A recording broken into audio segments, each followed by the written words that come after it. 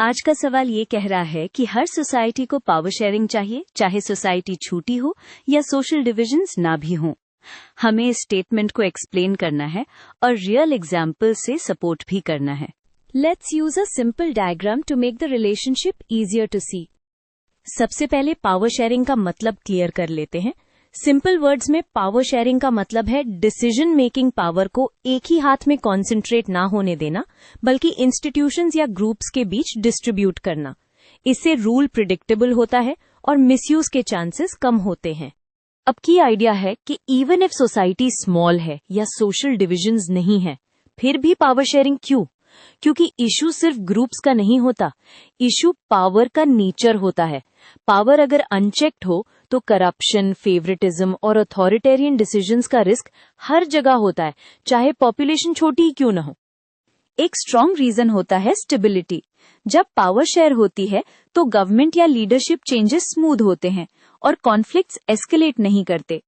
आप सोचो, अगर एक पर्सन या एक बॉडी को फुल कंट्रोल मिले तो बाकी लोगों को लग सकता है कि उनकी वॉइस जीरो है। पावर शेयरिंग ट्रस्ट बिल्ड करती है और ट्रस्ट से स्टेबिलिटी आती है। दूसरा रीजन होता है अकाउंटेबिलिटी और बेटर डिसीजंस। जब मल्टीपल इंस्टीट्यूशंस इन्वॉल्व होते हैं तो एक दूसरे को क्वेश्चन कर सकते हैं। ये चेक्स एंड बैलेंसेस बनाता है। इसका बेनिफिट ये है कि हेस्टी या बायस्ड डिसीजंस फिल्टर हो जाते हैं और पॉलिसी मेकिंग मोर बैलेंस्ड होती है। अब डायग्राम वाली थिंकिंग यहाँ अप्लाई करो। पावर शेयरिंग के कॉमन फॉर्म्स हम बोर्ड पे यूजुअली 4 बकेट्स में रखते हैं। 1 among different organs of government, 2 among levels of government, 3 among social groups, 4 among political parties and collisions. Her society में इनमें से कुछ न कुछ वर्जन मिलता ही है। एग्जाम्पल से बात पक्की होती है। पहला एग्जाम्पल है सेपरेशन ऑफ पावर्स। जैसे लेजिस्लेचर लॉज बनाता है, एग्जीक्यूटिव इम्प्लीमेंट करता है और जुडिशरी रिव्यू करता है। ये पावर शेयरिंग तब भी काम आती है जब सोसाइटी में डिविजन्स कम हो, क्योंकि गोल होता है पावर को लिमिट और मॉनिटर करना। दूसरा एग्जाम्पल है फेडरलिज्म, यानी पावर लेवल्स के बीच शेयर होती है। इंडिया में सेंट्रल गवर्नमेंट और स्टेट गवर्नमेंट्स और फिर फर्दर लोकल बॉडीज। सोचो, अगर सब कुछ सेंटर डिसाइड करे तो लोकल नीड्स इग्नोर हो सकती हैं। पावर शेयरिंग से डिसीजंस पीपल के क्लोजर आते हैं और गवर्नेंस रिस्पॉन्सिव होती है।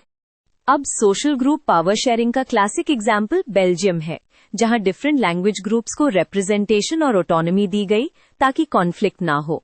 कॉन्ट्रास्ट के लिए श्रीलंका को मेंशन कर सकते हो, जहां मेजॉरिटेरियन पॉलिसीज से टेंशन्स बढ़े। इस कंपैरिजन से पॉइंट स्ट्रांग होता है, पावर शेयरिंग यूनिटी को प्रोटेक्ट करती है।